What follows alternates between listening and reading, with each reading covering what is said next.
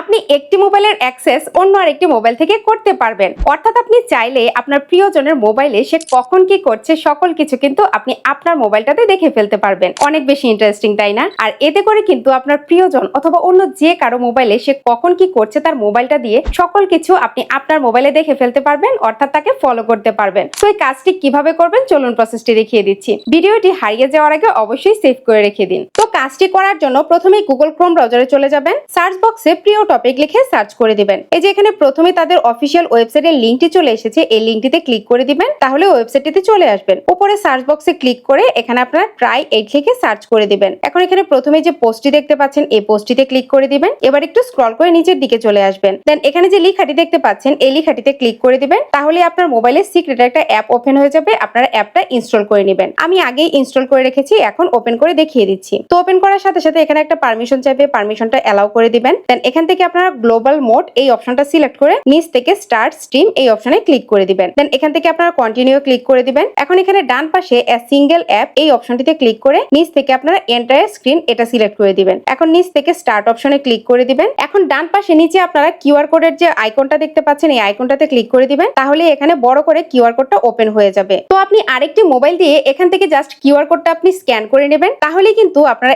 এই মোবাইলের সকল কিছু এই মোবাইলটাতে দেখতে পারবেন। এই মোবাইল দিয়ে কি করা হচ্ছে, কখন কি করা হচ্ছে সকল কিছু আপনি এই মোবাইলটাতে দেখতে পারবেন। ধন্যবাদ।